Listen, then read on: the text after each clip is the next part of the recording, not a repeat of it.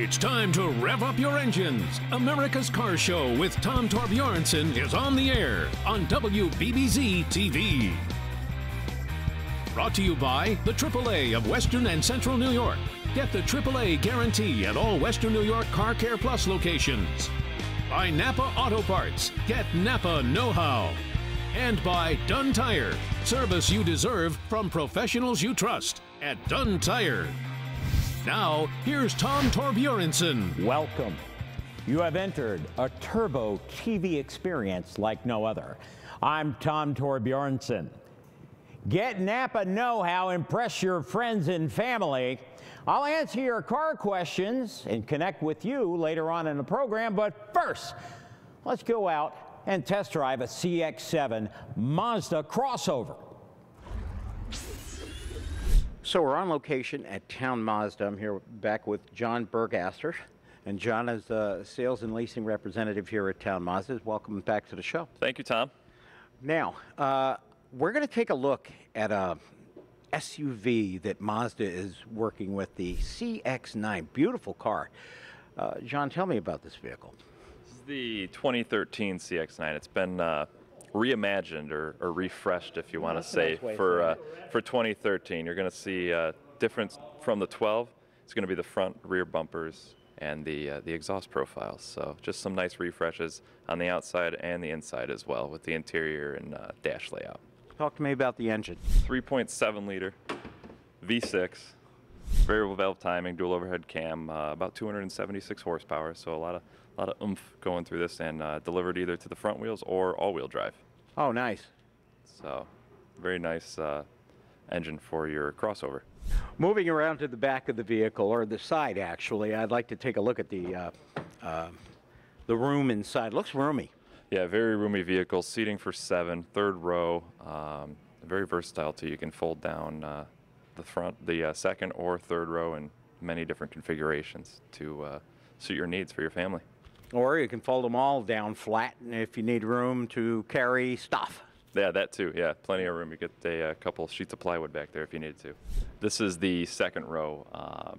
It slides forward and backward to give room for both passengers in the front and rear. So if you got a full bus of people, got all 7 people in here, you got plenty of room for them. Take it around to the trunk area. This I like. And this would be the cargo area here. As you can see, 50-50 fold for the third row, and it does fold completely flat when you're not using it. So a lot of cargo space with it folded down or with it up, as you can see, and a little bit of storage under there as well. What's the MSRP on this vehicle? This is the sport model. This one's about $32,000 with everything you see here. Now, what distinguishes a sport model from the regular model? Just the standard equipment and available option packages. You know, your leathers, heated seats, moon roofs, and stuff like that as you go up through the trim levels from sport touring, and then the top tier is going to be grand touring. Okay, great. Well, I feel like I have a need for speed. Let's go for a ride. Sounds good, Tom.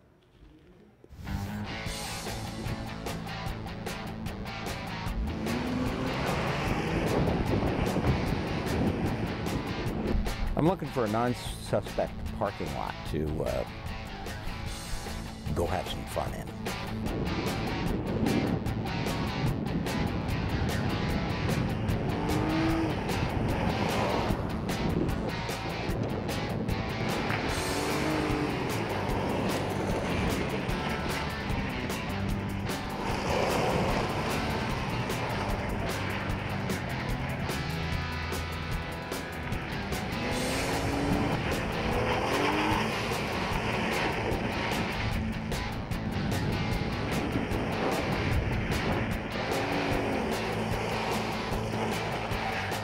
You want to race? You want to race? You want to race, huh?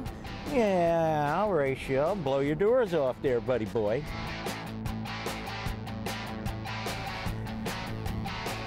Once again, a nice backup cam where you can see where we're going. Love that technology. You know, at first impression, John, this vehicle feels big. A lot of room. Yeah, a lot of room inside. I think you'll find that when you drive it, it actually feels a lot smaller once you get it out on the road. Right. For the size, which a lot of our clients really enjoy about this vehicle, because they can get the seating capacity they need, but it doesn't feel big in the parking lots at the supermarket or at the mall or pulling into Little League or something. Sure, sure. Well, I can feel the torque already. What kind of torque is this 6-cylinder putting out? It's putting out about 270. Oh, you can feel it. Matches the horsepower. Oh, you can feel it. We were just going 45 miles an hour. You have the blind spot monitoring on this vehicle like we did on the 6. See, now I'm going to go past this vehicle here, and I want to see how it works. Don't speed up. Slow down. Thank you. Okay, we're getting there, we're getting there, we're getting there. There it is. Look at that. Oh, it's got a little car. It shows a car crashing into the other car. Oh, I like it. Now, they really ought to animate it and just make their cars go boom, boom, crash.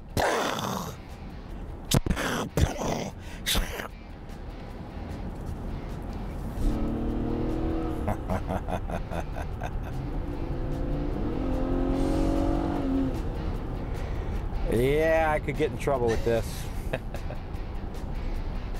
Yeah.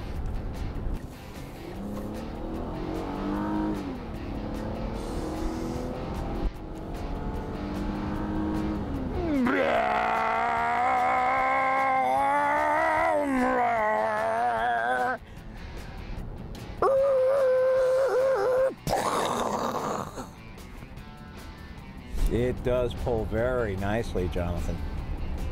Yeah, a lot of power. A lot of torque.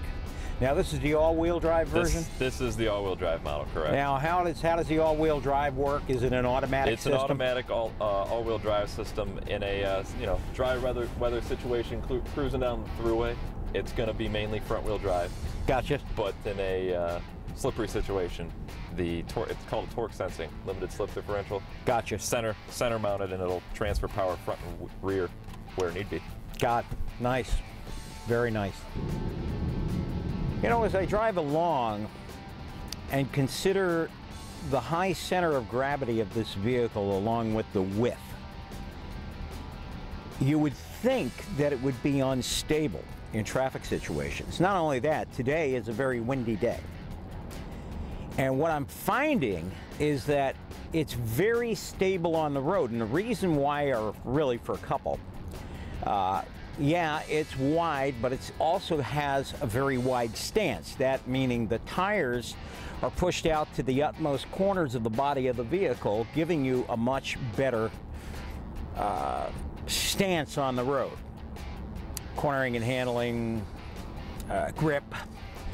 And you have to take into consideration the aerodynamic aspects of the body and how the wind slips over the body and doesn't really affect it, because we've been driving in some pretty strong winds. I mean, today it's predicted to be up to 50 miles an hour, and it's not quite that high yet, but we hit about 30-mile-an-hour winds, I'm sure, and you don't even feel it. As opposed to maybe driving a big boxy vehicle like a truck or something like that, that is going to be affected by the wind much more so than a vehicle like this that's very, very aerodynamic or fluid in design. So, yeah, I'm really impressed with the way this vehicle handles, given the size of it and the seating capacity. CX-9, the CX series from Mazda, it's a great series. And it's well worth checking out if you're out shopping for a crossover or an SUV. Don't rule them out. They're good vehicles. So, John, that was an excellent test drive. I appreciate the opportunity. Fantastic, Tom. That CX-9 is a real winner for Mazda as far as I'm concerned. Yeah, it's a fantastic crossover for the road, and give you one of the best drives out there. Well, I look forward to coming back and test driving some more new Mazdas. Thank you, Tom. On location at Town Mazda, Tom Torbjornsen for America's Car Show.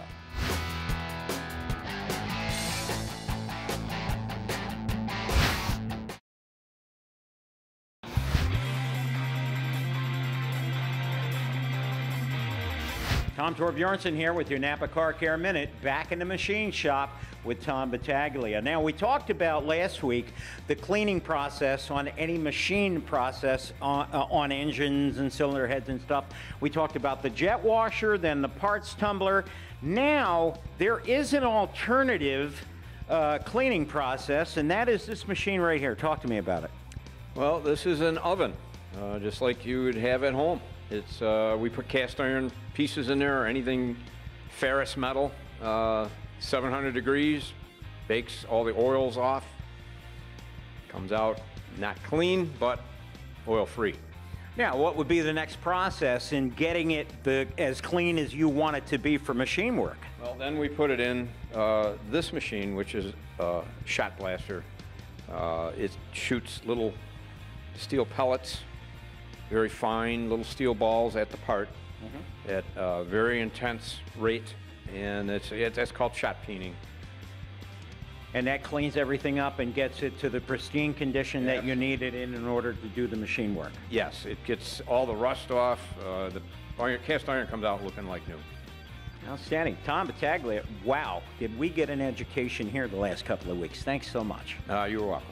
On location at Napa Worley Drive Machine Shop, I'm Tom Torbjornsen for America's Car Show.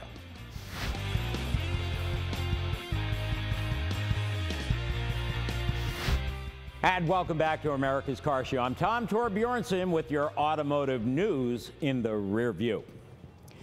Batman is one of the most popular shows on the air here at WBBZ TV, Saturday nights at 7 p.m. Now the infamous Batmobile has been sold at auction. The price? Try this, $4.6 million. Pow, zap, zowie.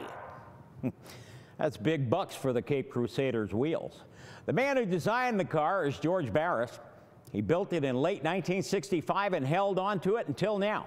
At 87 years old, the California king of car customizers decided to say goodbye to his Batastic creation, wishing the new owner as much fun as he did. But who is it that is the new owner? Well, it's a secret, kept as tight as the true identity of Batman. Who knows? Maybe the new owner is Bruce Wayne. For car lovers, here are some interesting facts about the Batmobile that you may not know about. The design was based on the Lincoln Futura that was introduced as early as 1955 Chicago Motor Show. The actual Batmobile was built in just 15 days in 1965 with a budget of, get this, $15,000. It was powered by a Lincoln 390 cubic inch V8 engine with a push-button automatic transmission to fire up those rear wheels. With a bat ray detector, detectoscope, bat computer, and 10-foot-long parachutes that let out to allow Batman to make 180-degree turns, the Batmobile was the most sophisticated and revered car on TV ever. The gasoline fuels your car, then spirituality may fuel your soul. Hallelujah! If you don't change your oil, ladies and gentlemen, your engine will go down into the automotive fires of Sheol. The Christian auto dealership leaders are holding a two-day biblically based conference March 13th and 14th at the Charlotte Motor Speedway. If you go, you can attend workshops that teach you how to run your business ethically and morally using principles outlined in the oldest book around, the Bible. Speakers will convey the message to connect the love of Christ with the fast-paced world of the automotive. Here's some more recalls to tell you about. This time they involve certain Toyota Corolla, Matrix, and Lexus IS models. More than 750,000 Corollas and Matrix vehicles from the 03 and 04 model years may have an airbag design that has a short in it. This might cause overheating and accidentally deploy the front airbags. The 06 and 2012 model years for the Lexus IS may have a loose windshield wiper arm, making them inoperable. Not good in bad weather, especially if you live around here. If you'd like more information on these Toyota's recalls, you can head to this website, www.toyota.com/recall. That's www.toyota.com/recall. Three of the world's largest automakers are partnering up to create an affordable mass-market fuel cell vehicle which could move zero-emissions technology forward. Recently, Ford, Daimler, and Nissan announced they are working together to have their vehicles derive electricity from hydrogen and oxygen, which would mean only water vapor would come out of the tailpipe. When would these environmentally friendly vehicles hit the highways? Well, as early as 2017. If you have a question about any of the stories or want to simply connect, email me at tom@americascarshow.com.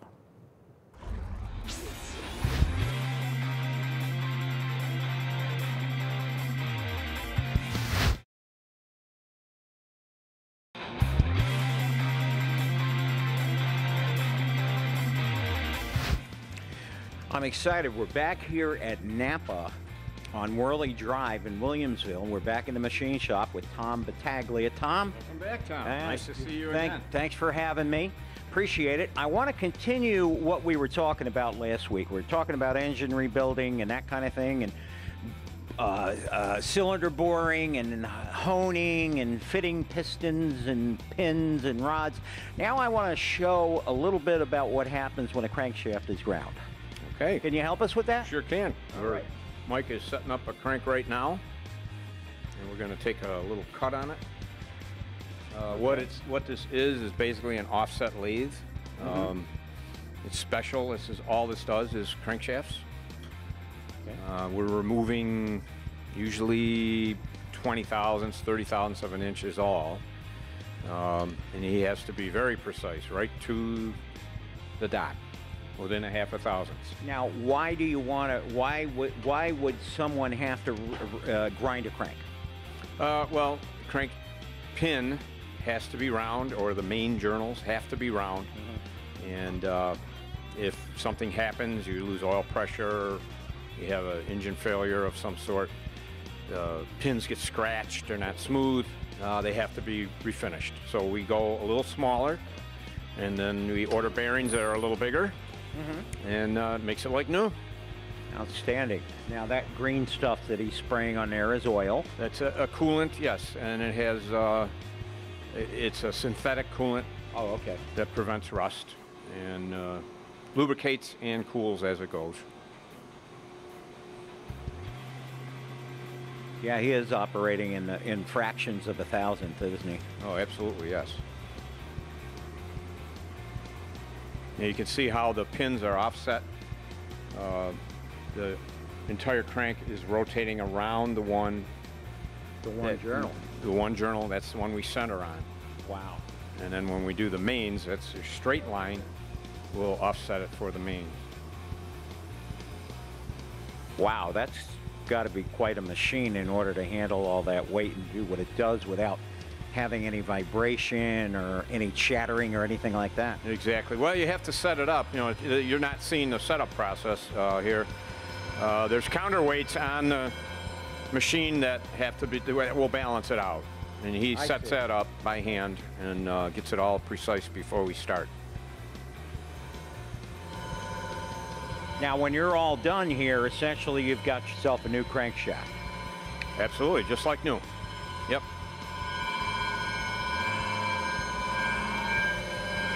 Touching the sides right now. Now the micrometer comes down.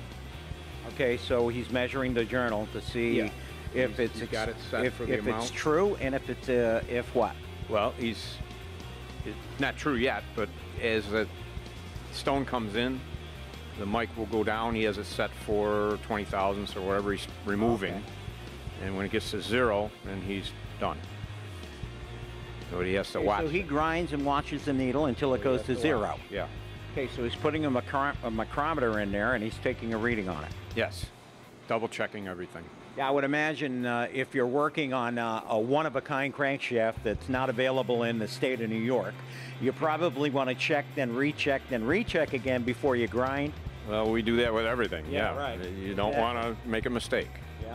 Interesting. You know, one of the things you were talking about last week was vehicle restorations. You're right. I mean, what happens if somebody has a, like, say, for instance, you were telling me about a Cobra Jet 429, was it, or 427? 429.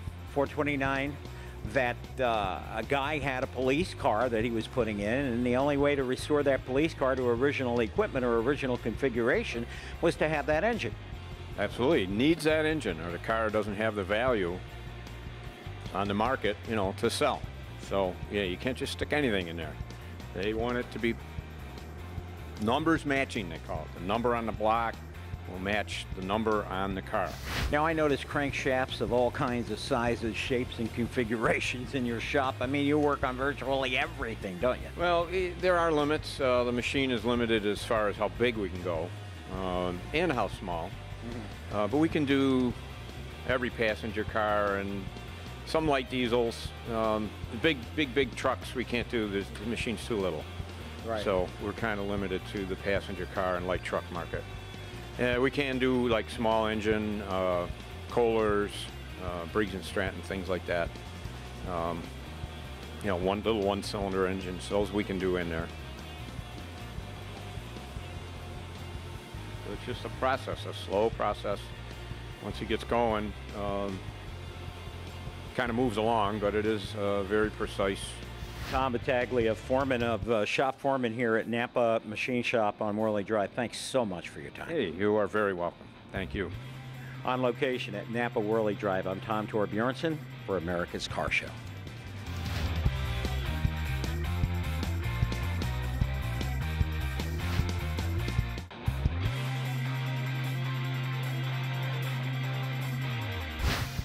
Hi, and welcome back to America's Car Show. I'm Tom Torbjornsen, and now let's see what's in the mailbag this week. Sally from Lancaster writes, I just purchased an '06 Ford Explorer. I took it to a Ford dealer for an oil change, and they used 5W20. I thought it should take 5W30, but they say it's okay to use 5W20. What gives? Are they wrong? Should I replace it with 5W30? Well, Sally, I checked my ALLDATA database on this, and Ford uses 5W20 in most of their engines, except for special applications like diesel or super high performance. The internal tolerances are so tight that they require a semi-synthetic oil like 5W20 for proper lubrication in all weather applications. Check your owner's manual. I'm sure you'll find that's what it recommends. If you've got a car question you'd like to have answered on the program, then send it to me at tom@americascarshow.com. Thanks for watching, and until next time, keep rolling.